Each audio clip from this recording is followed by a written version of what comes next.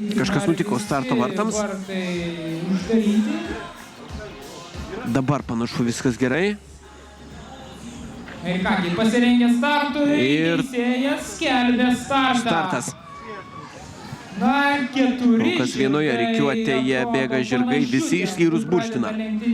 Šių lenktynių favoritas pagal koeficientus prieš bėgimą buvo laikomi Akcent ir Verona Led po 1,20.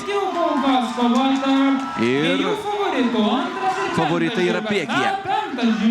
Burštinas vejasi savo varžovus, pradėjęs lenktynės nesėkmingai.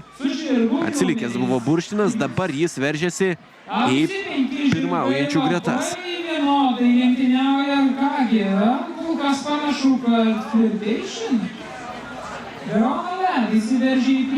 Flirtation paskutinėje vietoje, Sorelina prieš paskutinėje.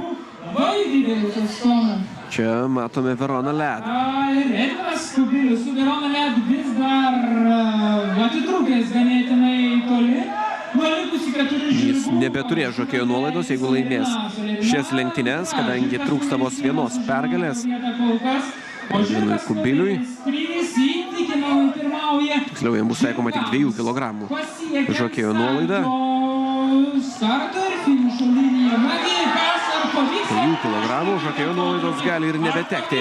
Edvinas Kubilius. Panašu, kad taip, laimė Edvinas Kubilius, jis finišuoja pirmojoje vietoje, Sorelina antra, trečiojoje pozicijoje lieka Flirtation su Aleksandru Kabardovu. Edvinas Kubilius su žirgu, kuris jam priklauso ir kurį pats treniruoja iškovoja pergalę. Akcent sugeba nukristi žemyn. Edvinas Kubilius. Akivaizdi pirmoji vieta, žinoma, oficialius rezultatų patvirtinimus turėsime kiek vėliau, po 20 minučių visuomet jie atkeliauja, tačiau Edvinas Kubilius ir jo pergalė niekam neturėtų kelti abejonių. Žinoma, jeigu nebus nustatyti kiti pažeidimai, antrojoje vietoje lieka Sorelina, trečioji pozicija atitenka Flirtation, atitinkamai 330 eurų nugalėtojui, antrai vietai 180 eurų, trečiai 90.